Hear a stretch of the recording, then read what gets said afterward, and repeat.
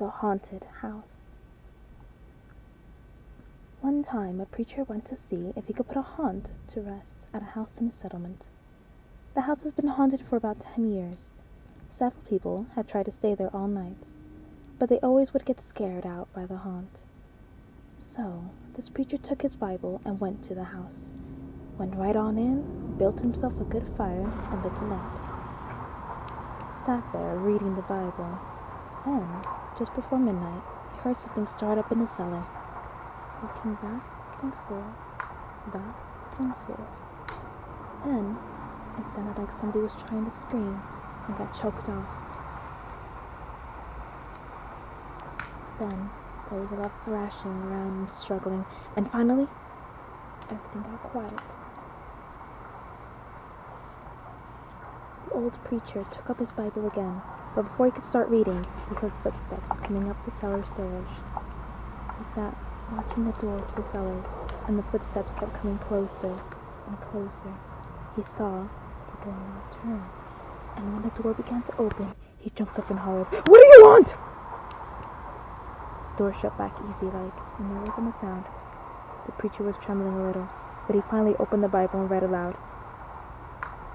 Then he got up and laid the book on the chair and went to mending the fire. Then the haunt started walking again, and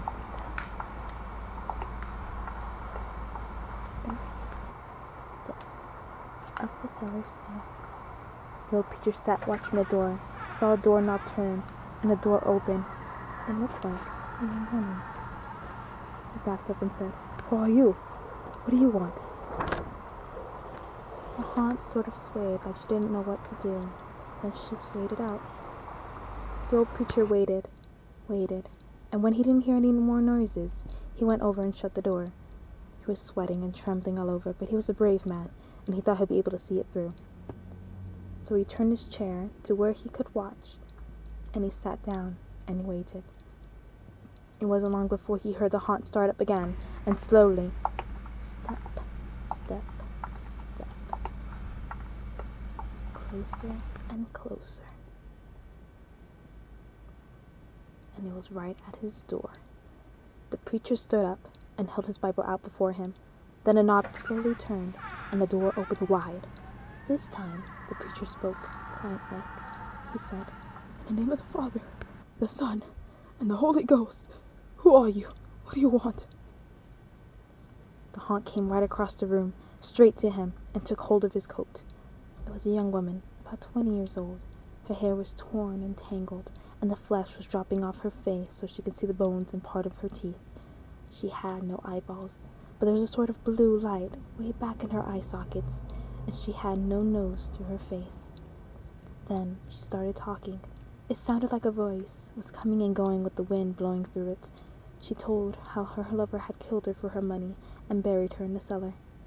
She said if the preacher would dig up her bones and bury her properly, she could rest.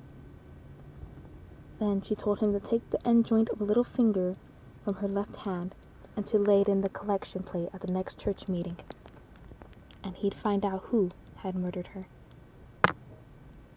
And she said, "If you come back here once more after that, you'll hear my voice at midnight, and I'll tell you where my money is hid, and you can give it to the church." The haunt sobbed like she was tired, and she sunk down toward the floor and was gone. The preacher found her bones and buried them in the graveyard. The next Sunday, the preacher put the finger bone in the collection plate, and when a certain man happened to touch it, it stuck to his hand. The man jumped up and rubbed and scraped and tore at the bone, trying to get it off. Then he went to screaming like he was going crazy. Well, he confessed to the murder, and they took him to jail. After the man was hung, the preacher went back to the house one midnight, and the haunt's voice told him to dig under the hearthrug. He did, and he found a big sack of money. And where that haunt had held on to his coat, the print of those bony fingers were burned right into the cloth. It never did come out.